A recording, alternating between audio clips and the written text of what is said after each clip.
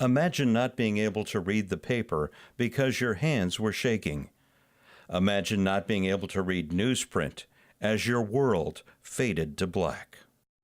The National Federation of the Blind, Newsline, Indiana. Monthly Report.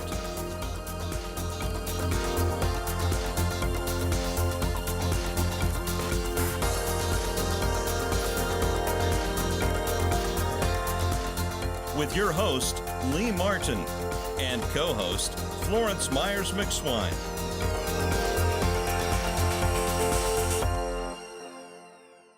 We want to welcome you back to the National Federation of the Blind, Newsline, Indiana Monthly Report.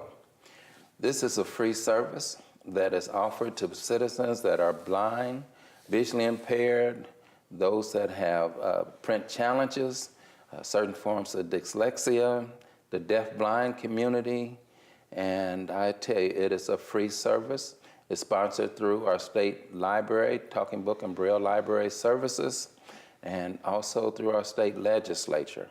So we have, with this free service, a number of ways individuals can access over 460 newspapers nationally, and over 15 international publications, and over 60 magazines. We also have job listings for those that are seeking employment. It's a great tool, as well as Target and Walmart circulars, and the TV guide listings. And one that has helped me out this past week in the spring is the weather, where you can access the alerts, weather alerts. Just this past week, we had a tornado sound in our community, and I was able to go to Newsline, NFB Newsline, and find out what the turbulence was all about. Because on my television screen, all it did was gave me a couple of beeps, and from having sight in the past, I know it had a little crawler running there with information, but that does us no good as blind and print challenged individuals. So that weather alert on NFB Newsline helped me significantly. So Florence, you want to talk a little bit about the how we access it and the magazines? Well, Lee, yes, we access the service in various ways, with the computer, landline phone, mobile phone, the iPhone, and Victor Reader Stream, as well as the digital player that we get from the Library of Congress through the Talking Book and Braille Library. And I'm finding that a lot of seniors actually still use a landline phone to access the service. And using the touch tone phone, basically you use it just like you would, like if you were dialing your doctor's office. So it's prompts. You know, you use the prompts and you navigate through it using the prompts. So NFB Newsline is a great service, excuse me, and a great tool to have in your toolbox. And I also wanted to talk a little bit, if I could, about the magazines. So we can actually get to that in our next segment. And we'll come right back with some more information regarding how to access the service. And we also have our guest with us today, Dr. David Hall. And he has a lot of information. So stick with us, and we will see you shortly. No pun intended.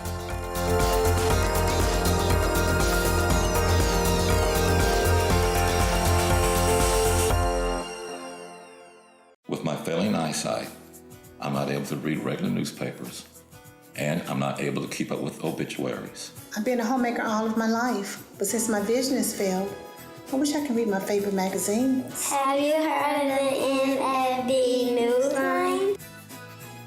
Learn more by calling 855-963-6476 or visit nfbnewsline-in.org. Subscribe free to NFB Newsline today.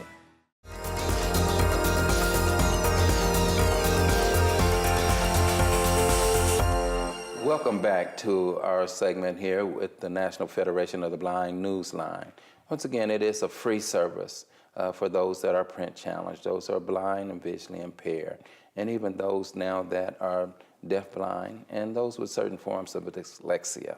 And there's a myriad of ways, as we explained earlier, and you'll see throughout our commercials, how to access this service. So grab your slate, stylus, your pens and papers on your computer, or however you want to gather this information on how to contact us so that you can have this service, or you can give this information to someone that qualifies for the service. So today our guest is Dr. David Hall, and welcome to the show, Dr. Hall. Thank you, Lee. So Dr. Hall, it has been a whirlwind of a time, and it's been a pleasure since I first met you, and I'm glad that you are here to share some information just about yourself and about the services that are offered to you as a blind citizen now. So now, have you always been blind? No, I've actually only been totally blind less than a year. Less than a year. So I have diabetic retinopathy and glaucoma, and I originally had really things started going south with my vision when I had a heart attack a year and a half ago in Florida, Thanksgiving, the weekend Thanksgiving on the beach in Florida. And then if you're going to have a heart attack, I highly recommend in Florida. You got 70-year-old doctors, they've practiced on everybody else, and you're just one in line ready to go for the heart attack and the bypass surgery, and it all worked out. And on a beach. And the beach. Okay. So my son-in-law was down there in the Air Force. That was his first year assignment. So we were visiting them. But something about that heart attack and blood and whatever it was, that diabetes and the retinopathy in my eyes, it really started going south after that. I was back in the hospital 3 months after the heart attack, and they never really could figure out why, but I had nausea, vomiting for 4 days in a row, couldn't even keep water down, and I went totally blind in the hospital. And then Monday, woke up and I could see again. So that was really an odd, and again, none of the doctors, they brought everybody in. They stuck things down my throat to see if it was a bleeding ulcer. They they couldn't find what it was, but whatever it was, it allowed me to see again. But then my vision wasn't as good, and had a shunt put in the left eye to release the pressure.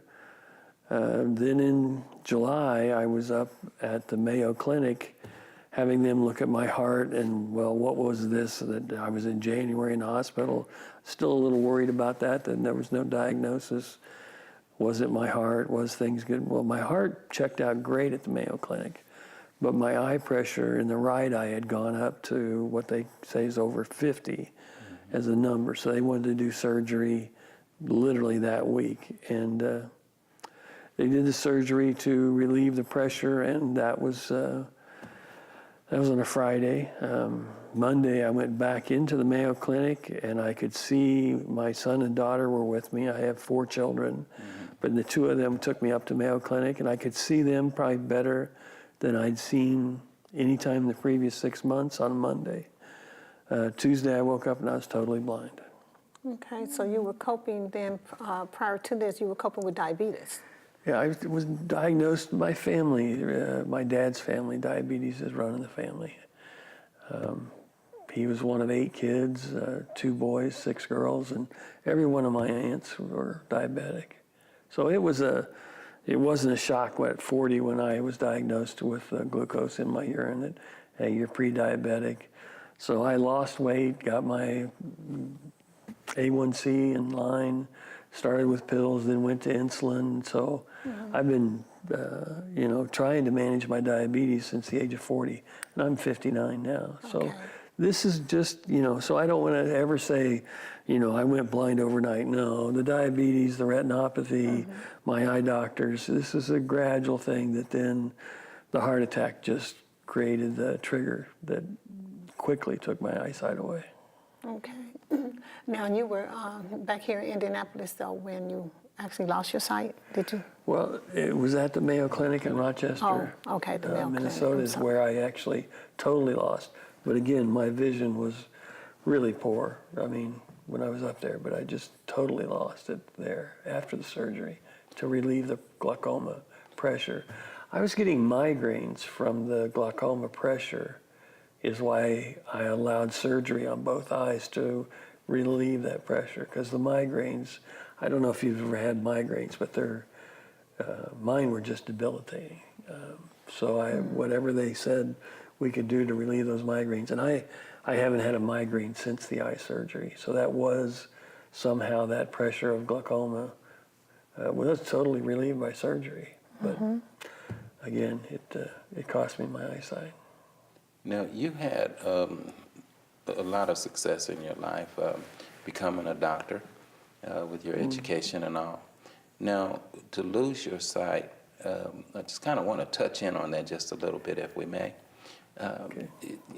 The initial loss of that, and when you finally woke up and you realized that, as the doctor told me, he patted me on the back and said, "Well, that's it, bub. Well, that's it for you, bub. You'll never see again," and left the room. Now, how did that impact you, knowing that your sight, that gift of sight, is gone forever? Yeah. So, as you said, I mean, I have my PhD in animal nutrition and statistics, biochemistry. I've worked all my life in research, written papers. So when I was at the Mayo Clinic, I asked them, okay, is there any research projects I could be a part of? That was one of the things that attracted me to go to Mayo, thinking, hey, they're the number one research site in the world. But they said, with your diabetic retinopathy, age, you don't fit the categories for research. So honestly, I felt like there has to be something that the future holds. Now, I did go to a specialist that said I need to keep using my eye drops because technology is changing very fast, okay? I have a cousin, again, I mentioned diabetes in my father's side of the family. He had glaucoma, and Dr. Price here in Indianapolis gave him a cornea transplant that he's now working full-time, and he went from 20/100 to 20/20 vision with that cornea transplant. So I believe I'm keeping my eyes moist. I'm trying the best to believe, and Lee, I just want to say believe that technology's getting better. They don't know how to help my retinas. They can do a cornea transplant, but that's not going to help my retinas. So there's still hope. I want to say it that way. You're blind. You got to live with it. There's no research projects today to jump into. But I really like to hear Dr. Price and his assistants tell me, hey, keep your eyes moist, and you never know what's coming down the research pike for you. Well, that's one thing that I know that the National Federation of the Blind lays its hat on, is that, we're not defined by the condition of blindness. Whether technology gives us our sight back or not, we still can be productive and, citizens and be colleagues and employable. Yeah. So, there's a lot of training. So you lost your sight, and we have to retool you, and so to speak. You had to find out what's out there for you. So how did you go about doing that? Well, luckily, again, I've had 4 children, 2 girls, 2 boys, and my son, Jack, got online and found Vocational Rehab Indiana, and Anita, which she's my VR counselor, is just a special friend that helped me. So we met with her, and I went through this gradual decline. So actually, these sunglasses I have on are military-grade protective glasses that she helped me obtain free of charge because of my losing my vision, and that was her suggestion. I go to these eye specialists that would give me things for eye protection. She also, then when I went totally blind, recommended going to Bosma. And the Bosma rehab has just been a wonderful reawakening for me. Because I really believe you said it best. You know, I coin a phrase that nobody ever hired me because I could see something. They hired me because of my mind, my experience. And that's what you got to believe. That's what you got to believe. And we're going to talk more about believing and some of the trials and triumphs that Dr. Hall has experienced. And we'll be right back after the break.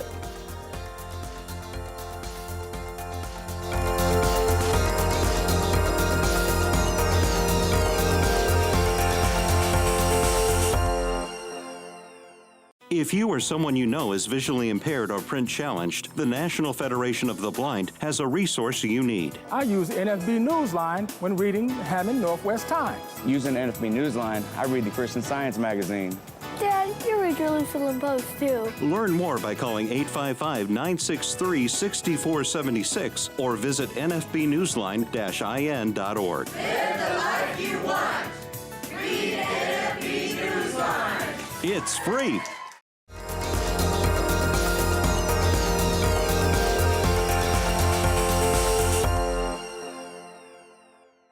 We want to welcome you back as we continue our conversation with Dr. David Hall.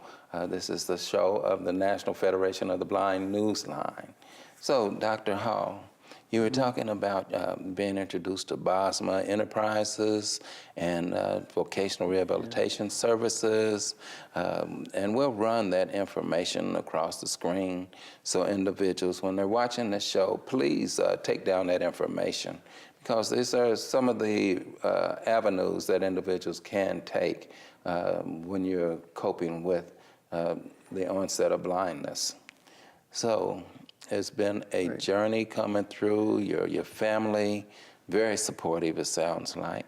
Yes. And oftentimes I know that some people have no support systems, you know, and then some people can't get into vocational rehab, and it becomes a travesty. But at least your journey through that has been one that has put you here. Because once you lose your sight, when you say that you have to almost retrain on how to walk again, how to read again, and you know, the orientation and mobility. Now, was it difficult for you to accept the cane, the cane travel? Very difficult. I'm going to say my daughter bought me a walking stick rather than a cane, and I said, oh, I don't know. I mean, you know, and so I used it a couple times. It just didn't feel comfortable. I said, well, you know, it's going to be 3 or 4 months before my start date with Bosma, where they had real training of how to use a cane, how to walk, how to listen, basically how to get out of your house and, you know, be a part of society again. And so I was looking forward to that training, and I think I just used that as a crutch to say, I'm going to wait. Because, I don't know, Lee, this may sound silly, but when I would play golf, I was terrible until I took a lesson. And then I was taught how to swing the golf club, how to make the ball go straight, and it was like, oh, this is really worth the lesson to how to use that driver rather than just go out there and swing at something. So I thought of that as a cane, and I am glad that Bosma is helping me, and literally I'm getting a lot more mobile. I used to walk with dogs for exercise 2 miles every day. I had 2 dogs. And that, when you go blind and those dogs aren't trained as seeing eye dogs, you can't do it by yourself. You just can't do it. And so part of the Bosma rehab is getting me in cane technique to where I'm going to get more and more comfortable with walking on my own And I've made the decision to get a seeing eye dog and have a goal of getting back to that 2 miles a day walking. Just for, as a diabetic, exercise is everything for your glucose, your A1C numbers. And that 2 miles a day, I've got that goal back in my mind that same route I went with my other dogs, I want to do that with my seeing eye dog when I get it. Okay. So I think you got to have goals. I mean, You do. I don't mean to kind of take us off track. I mean to stay on track. You got to have goals. You do. Whether they're nearby goals or far goals. And when you lose your sight, it's easy to lose track of goals. So you just got to get up every day. Yeah, because you're learning life all over again in a whole different manner. And, you know, you learn how to... Yes, a great transition. And you find that it is not as difficult as what people may seem for it to be. Now, you, as an educator and as you know, with your doctorate, you love to read, and you lost, you know, sight of print. Yeah. So you were introduced to the National Federation of the Blind Newsline services. Yes. Tell us a little bit about that and how it's impacted your life.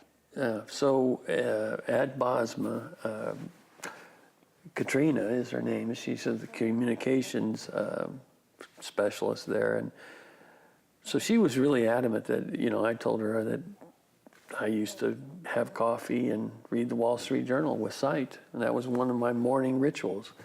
She said, well, we can get you the Wall Street Journal through Newsline, and you can go back to that. Well, we put it on my phone, and an iPhone, you know, you have to do some special things to get that iPhone to work. And so, yeah, I could get the Wall Street Journal on the phone, but then I got a laptop at Bosma, which has a program called JAWS that really it just, whatever's on the screen, it reads to you, and it's called JAWS. Maybe it's a silly acronym, but I love it, okay? I said, well, can I get that Newsline through the computer and literally have it read to me that way, have a cup of coffee? And so I do that every day now. And it's, you know, when you and I met at Bosma, you teased about how much you think you ought to pay for that, Dave. And I said, it's been free, don't be charging me now. So it's a very, very good thing. And whether you do it on a computer, I know some people call in, as you mentioned. I have it on my iPhone, but it's just better for me to get that on the computer, have my coffee, and just let it read to me. So I really enjoy it, and I think it's something anybody that's gone blind should want to have access to, especially since there's zero cost. Now, you said you prefer right now the Wall Street Journal. And now have Yes. you had an opportunity to check out any of the magazines? Or, Well, you know, I listen to the list. I do there's a little Alt F7 link list on the JAWS program, and I listen to it, but I find myself Right back to the Wall Street Journal. I do. So it's interesting. I thought, you know, being blind, I'd have a lot of free time. But what I fill it with now, I'm in the Bosma rehab for 8 hours a day. Busy. I do the Wall Street Journal in the morning, coffee. I get home, I listen to my talking books for 1 to 2 hours. And again, you guys are part of that service, which I think is phenomenal. And so I have a routine now to get up to supper, and I can't find a lot more time right now. But I'm sure once my rehabilitation in Bosma doesn't last forever. It's 4 to 6 months, depending on how you do and what your goals are. And my time there at Bosma is now in month 5, so I'm about to graduate from that. So with more maybe at home time, one of my plans is to have my own restart. I had a consulting business that was very successful, and then I mean, okay, I'm going to be a little negative here, Lee. So if DuPont is one of your sponsors, I'm sorry, but they wanted me to come on staff for 3 years in a row. They kept taking more and more of my consulting time till I had all my eggs in their basket. And then they said, we really want you to be an employee. And so I became an employee. But my consulting business, I think, now I want to do it on my time, my terms, and we'll see how I do. I've got a couple of opportunities.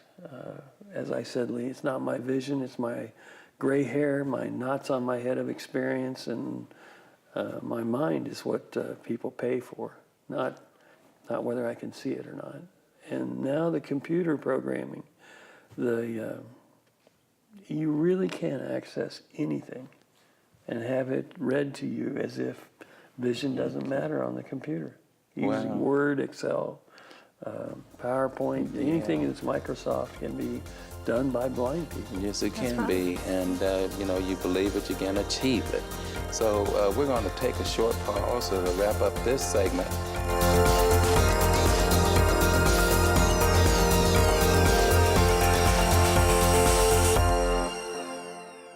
The National Federation of the Blind knows that blindness is not the characteristic that defines you or your future.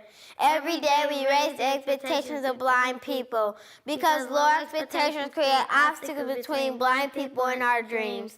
You can live the life you want. Blindness is not what holds you back. Thousands of Indiana residents feel isolated from the world due to vision problems. Thanks to the National Federation of the Blind, visually impaired Hoosiers can hear newspapers, circulars, and magazines from across the globe. I'm a Vietnam veteran. I'm blind.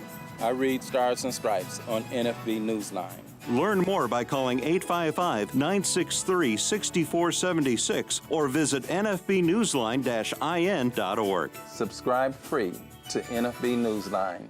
With my failing eyesight, I'm not able to read regular newspapers, and I'm not able to keep up with obituaries. I've been a homemaker all of my life, but since my vision has failed, I wish I could read my favorite magazines. Have you heard of the NFB Newsline? Learn more by calling 855-963-6476 or visit nfbnewsline-in.org. Subscribe free to NFB Newsline today.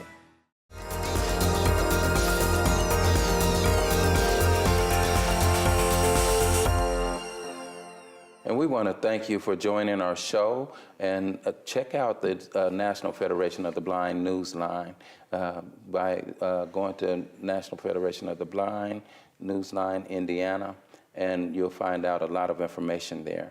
So, Doctor, we want to thank you once again for coming onto the show, and we'll be back with Dr. David Hall next week for the following show. So join us then. Take good care. The National Federation of the Blind Indiana Monthly Report. For more information, go to nfb-in.org or call 855-963-6476. That's 855-963-6476. The National Federation of the Blind encourages you to live the life you want.